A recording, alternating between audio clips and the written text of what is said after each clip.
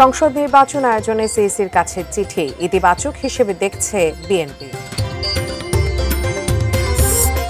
মুক্তাগাছা রসুলপুর বনে সক্রিয় দস্যু চক্র, কেড়ে নেয় টাকা, করা হয় নির্যাতন। গোপালগঞ্জে কাদা পানি পেরিয়ে স্কুলে যাচ্ছে শিক্ষার্থীরা, মেলেনি সমাধান।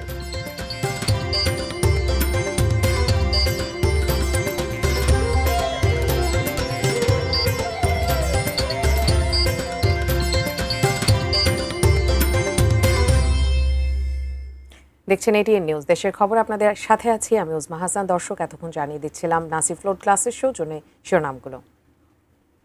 এবারে বিস্তারিত। ত্রয়োদশ জাতীয় সংসদ নির্বাচন আয়োজনের জন্য প্রধান উপদেষ্টার কার্যালয়ের চিঠি পেয়েছেন প্রধান নির্বাচন কমিশনার। 2026 সালে ফেব্রুয়ারি মাসে রোজা শুরুর আগে জাতীয় সংসদ নির্বাচন আয়োজনের জন্য সব প্রস্তুতি সম্পন্ন করতে বুধবার নির্বাচন কমিশনকে চিঠি দেয় প্রধান উপদেষ্টার কার্যালয়।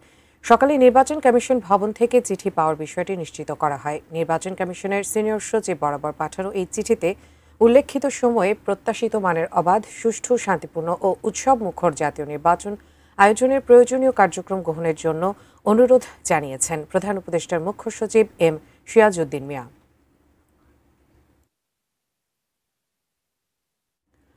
আগামী নির্বাচনের প্রস্তুতি নিতে নির্বাচন কমিশনকে অন্তর্বর্তী সরকারে দেওয়া চিঠিকে একটি ইতিবাচক পদক্ষেপ হিসেবে দেখছে বিএনপি। বর্তমান পরিস্থিতির উন্নতি না হলেও নির্বাচনকে কেন্দ্র করে আইন শৃঙ্খলা রক্ষাকারী বাহিনী ও সেনাবাহিনীর প্রস্তুতি এবং জনগণের প্রতিরোধের মুখে নির্বাচন সুষ্ঠু হবে বলে মনে করছেন দলের স্থায়ী কমিটির সদস্য সালাউদ্দিন আহমেদ।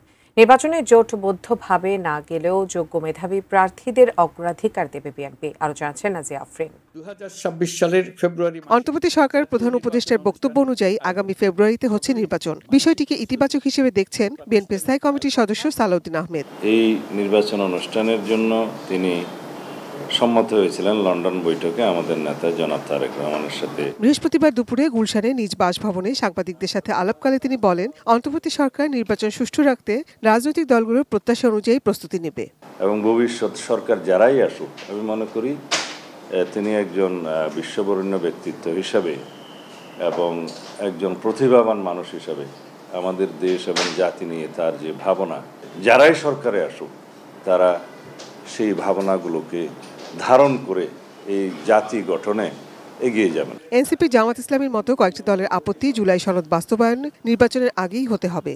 আন্দোলনের হুমকিও রয়েছে তাদের। যদি ঐক্যমত্য কমিশনের সব বৈঠকে অংশ নেওয়া এ নেতার বক্তব্য, রাজনৈতিক দলগুলো আলোচনার মাধ্যমেই এই সমস্যার সমাধান করবে। সংবিধান সংশোধনী বাদে অন্যান্য যত সব সংস্কার প্রস্তাব আছে সবগুলো বর্তমান সরকার এটা স্বাধীনভাবে করতে পারে। এখন দেয়ার অ্যাট লিবার্টি, যেহেতু একটা জাতির মধ্যে ঐক্যমত্য সৃষ্টি হয়েছে, সেই বিষয়গুলো তাদের কাছে পরিষ্কার এবং লিখিত আছে। এর বাইরে যদি কোনো প্রক্রিয়া থাকে সংবিধান সংশোধনী গ্রহণের জন্য, সেই বিষয়ে আলোচনা হতে পারে। আমরা সবসময় আলোচনায় আগ্রহী। গত এক বছরে এই সরকারের প্রাপ্তি অপ্রাপ্তির মূল্যায়ন নিয়ে সালাউদ্দিন আহমেদ বলেন, জনগণের সব প্রত্যাশা পূরণ করতে পারেনি তারা। তাদের পক্ষে এর বেশি অর্জন করা হয়তো সম্ভব ছিল না, তবে জাতির আশা অনেক বেশি ছিল, আমাদের প্রত্যাশা অনেক বেশি ছিল। প্রশ্ন ছিল, ইসলামী দলগুলোর সাথে হঠাৎ করে বিএনপি সখ্যতার কোনো রাজনৈতিক উদ্দেশ্য আছে কিনা। শতকরা 90% বেশি ইসলাম ধর্মাবলম্বী মুসলিম, তাদের একটা রাজনৈতিক সমর্থন না থাকলেও তাদের প্রতি একটা মানসিক সমর্থন আছে। আমাদের জোট গঠনের চেষ্টা হবে, তবে এখনো আমাদের জোট গঠনের কোনো পরিকল্পনা ঘোষিত হয় নাই। সমমনা দলগুলোকে নিয়েই নির্বাচনে যাবে বিএনপি, এমন মন্তব্য করেন সালাউদ্দিন আহমেদ। আমরা দক্ষিণ পন্থাও না, উত্তর পন্থাও না, আমরা বাংলাদেশের পন্থা, আমরা মধ্যপন্থা। সকল রাজনৈতিক দল সবাই যাতে জাতীয় স্বার্থে এক জায়গায় বসতে পারি, সেরকম একটা এনভায়রনমেন্ট, একটা আবহাওয়া আমরা সৃষ্টি করতে চাই। তারুণ্যের অংশ রাখতে চাই, যেহেতু তারুণ্যের রাজনৈতিক ভাবনাকে আমরা গুরুত্ব দিচ্ছি এবং ভবিষ্যতে আমরা চাই যে আগামী জাতীয় সংসদ যাতে একটি মেধাবীদের একটা পাঠশালা হয়। Nazia Afrin, ATN News, Dhaka. কুমিল্লা 2 সংসদীয় আসন পুনর্বহালের দাবিতে হোমনা মেঘনাকে একসাথে রাখতে নির্বাচন কমিশনের সামনে বিক্ষোভ করেছেন আসনটির জনগণ ও বিএনপির নেতাকর্মীরা। সকাল 9:30 থেকে নির্বাচন কমিশনের সামনে বিক্ষোভ শুরু করেন হোমনা ও মেঘনা উপজেলা নাগরিক সহ বিএনপির নেতাকর্মীরা। বর্তমানে হোমনা ও মেঘনা উপজেলা নিয়ে কুমিল্লা 2 আসন থাকলেও নির্বাচন কমিশনের সীমানা পুনর্নির্ধারণের খসড়া অনুযায়ী হোমনার সঙ্গে তিতাস উপজেলাকে অন্তর্ভুক্ত করা হয়েছে। এই 2 উপজেলা আলাদা হওয়াকে কেন্দ্র করে নির্বাচন কমিশনের গেট আটকে দিয়ে বিক্ষোভ করেছেন হোমনা মেঘনাবাসী। আন্দোলনকারীরা জানান, একটি কুচক্রী মহল নিজ স্বার্থ হাসিলের উদ্দেশ্যে সংসদীয় আসনের সীমানা পুনর্নির্ধারণ করেছে। নির্বাচন কমিশন এই সিদ্ধান্ত পরিবর্তন না করলে কঠোর আন্দোলনে যাবেন তারা।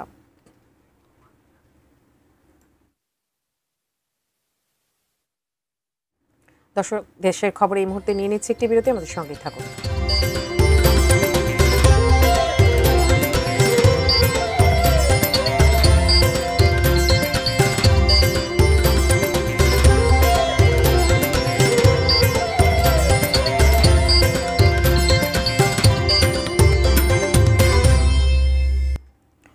বিরতির পর সবাইকে আবারও স্বাগত দেশের খবরে। দর্শক, শুরুতে আমাদের একটি অনুসন্ধানী রিপোর্ট।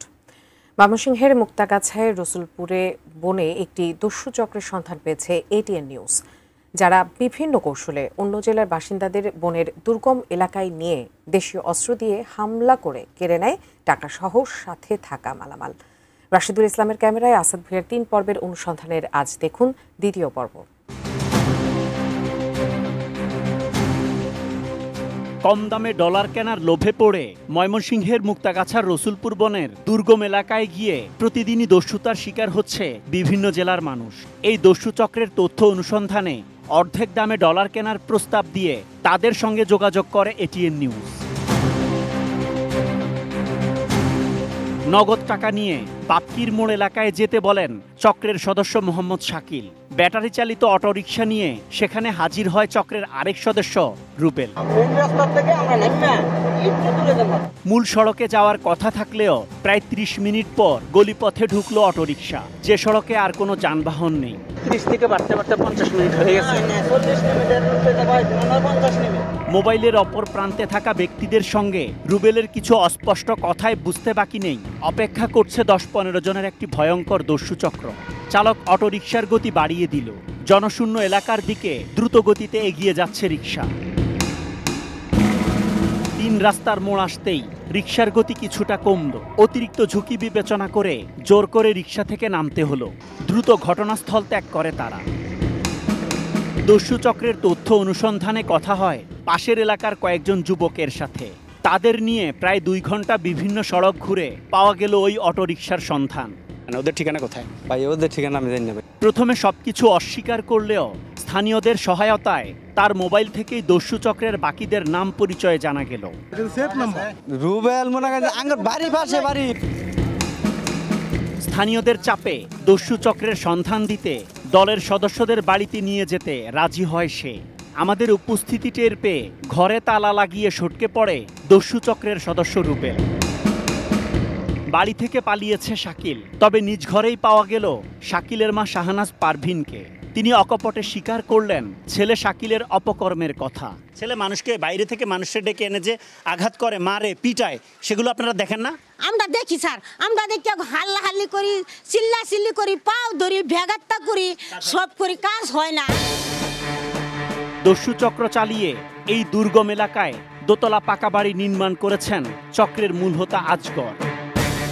মুক্তাগাছা থানা পুলিশ জানায়, এর আগে এই চক্রের কয়েকজনকে গ্রেপ্তার করলেও জামিনে মুক্তি পেয়ে আবারও দস্যুতায় ফিরে আসেন। সে জামিনে আসে ওরা আবার মনে হচ্ছে যে বা দেখা যায় একই কাজে লিপ্ত থাকে। অথচ এটিএন নিউজের অনুসন্ধানে জানা গেছে কয়েকজন অসাধু পুলিশের ছত্রছায়ায় দীর্ঘদিন ধরে চলছে এই দস্যুতা, যা দেখা যাবে 3য় পর্বে। Asad Bhuiyan, ATN news, Muktagachha, Mymensingh. টাঙ্গাইলের ধনবাড়িতে পিকআপ ভ্যান ও মোটরসাইকেলের সংঘর্ষে 3 জন নিহত হয়েছেন, আহত হয়েছেন আরও 1 জন। ভোরে ধনবাড়ি উপজেলার বিলাসপুর বটতলা এলাকায় এই দুর্ঘটনা ঘটে। নিহতরা হলেন জামালপুরের চরপালিশা গ্রামের জিন্নত আলীর ছেলে আলামিন, আমিনুলের ছেলে স্বপন মিয়া ও হাসিল মানিকা বাড়ি এলাকার মৃত নূর ইসলামের ছেলে জুয়েল। এই দুর্ঘটনায় আহত হন ময়মনসিংহ জেলা সদরের পান্ডাপাড়া এলাকার সাইদুল ইসলামের ছেলে সানি মিয়া। নিহতদের মধ্যে 2 জন মোটরসাইকেল আরোহী ও 1 জন পিকআপ ভ্যানের চালক।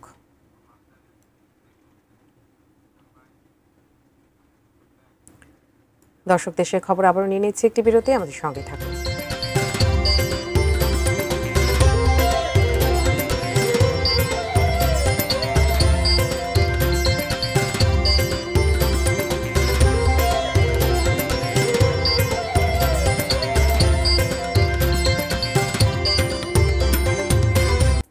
বিরতির পর সবাইকে আবারও স্বাগত। পদ্মা নদীর প্রবল স্রোতে ভাঙন দেখা দিয়েছে পাটুরিয়ার লঞ্চ ঘাটে। শতাধিক স্থাপনাও পড়েছে ঝুঁকিতে। ভাঙন রোধে কাজ করছে বিআইডব্লিউটিএ কর্তৃপক্ষ। এ বিষয়ে পাটুরিয়া লঞ্চ ঘাট এলাকা থেকে বিস্তারিত জানিয়েছেন প্রতিনিধি মোহাম্মদ সুজন খন্দকার। জি ধন্যবাদ আপনাকে। আমি এই মুহূর্তে রয়েছি পাটুরিয়ার যে লঞ্চ ঘাট রয়েছে সেই লঞ্চ ঘাটে। আপনাকে জানিয়ে রাখতে চাই, গত মঙ্গলবার অর্থাৎ ৫ তারিখ ভোরে পদ্মা নদীর প্রবল স্রোতের কারণে পাটুরিয়ার যে লঞ্চ ঘাট রয়েছে সেই লঞ্চ ঘাটটা কিন্তু ভেঙে পড়েছে এবং লঞ্চ চলাচল টোটালি অচল অবস্থায় রয়েছে এবং তারপর থেকেই এই লঞ্চ ঘাটটি মূলত ২ নং ফেরিঘাটে স্থানান্তর করা হয়েছে। আমি যদি একটু দেখাতে চাই, আমার বাম পাশে আজকে সকাল থেকে এই লঞ্চ ঘাটে কিন্তু নদী শাসনের জন্য রক্ষার জন্য এখানে জিও ব্যাগ ফেলে এই লঞ্চ ঘাটটিকে রক্ষার চেষ্টা করছে বিআইডব্লিউটিএ কর্তৃপক্ষ। এখন পর্যন্ত আমি যেটুকু জানতে পেরেছি যে এই লঞ্চ ঘাটের কারণে, এই লঞ্চ ঘাটটার কারণে প্রায় কোটি টাকার ক্ষতিগ্রস্ত হয়েছে বিআইডব্লিউটিএর এবং সেই সাথে এখানে প্রায় ১০০-র মতো স্থাপনা রয়েছে। যেই স্থাপনাগুলো এই মুহূর্তে সরিয়ে না নিলে যে কোনো সময় এখানে বড় ধরনের একটা দুর্ঘটনা ঘটতে পারে। আমি বিআইডব্লিউটিএর যিনি এই আরিচা ঘাটের যিনি নির্বাহী প্রকৌশলী রয়েছে, আমি তার সাথে কথা বলেছি। উনি বলেছেন যে আপাতত লঞ্চ ঘাটটি ২ নম্বর ফেরিঘাটে স্থানান্তর মধ্য দিয়ে লঞ্চ চলাচল স্বাভাবিক রাখা হয়েছে, তবে দ্রুত কাজ চলছে এবং অতি দ্রুতই এই লঞ্চ ঘাটটাকে ওনারা নদী ভাঙন থেকে রক্ষা করবেন বলে আমাদেরকে জানিয়েছিলেন। জি, এই ছিল আমার কাছে সর্বশেষ। ঠাকুরগাঁওয়ে ২৫০০ হেক্টর জমিতে সেচ সুবিধার ব্যবস্থা করে দিয়েছে পানি উন্নয়ন বোর্ড। এতে সেচ সুবিধা যেমন পাচ্ছেন কৃষকরা, কমেছে বন্যার আশঙ্কাও। পাশাপাশি অবকাঠামোটি ঘিরে সৃষ্টি হয়েছে দর্শনার্থীদের আগ্রহ। সদর উপজেলার সুকানপুকুরি বাংরোড অবকাঠামো থেকে বিস্তারিত জানিয়েছেন সহকর্মী MS আমাদ। ৬৬ কোটি টাকা ব্যয়ে সদর উপজেলার ঢোলাহাট ইউনিয়নের বেলতলা গ্রাম এবং এই সুকানপুকুরি ইউনিয়নের এই বাংরোড এলাকায় সমন্বিত পানি নিয়ন্ত্রণ অবকাঠামো দুটি নির্মাণ করা হয়েছে।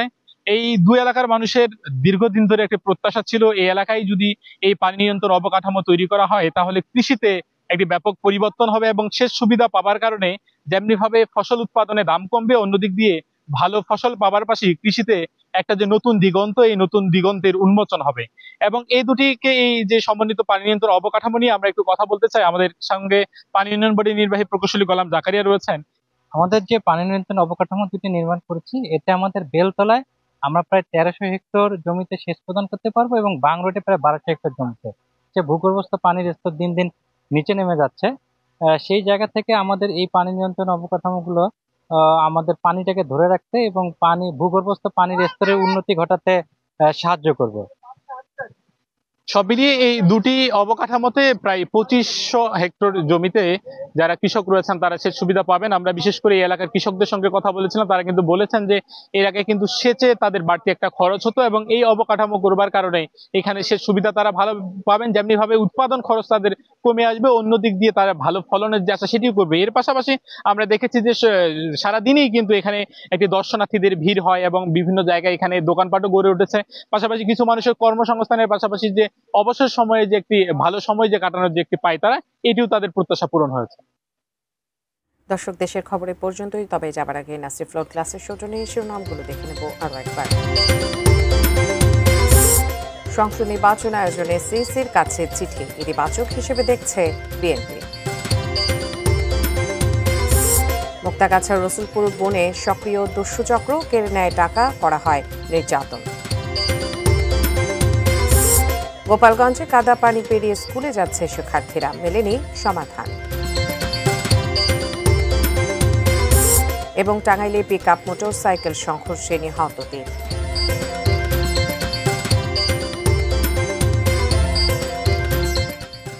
দর্শক, দেশের খবরে পর্যন্ত এতক্ষণ সাথে থাকার জন্য ধন্যবাদ সবাইকে।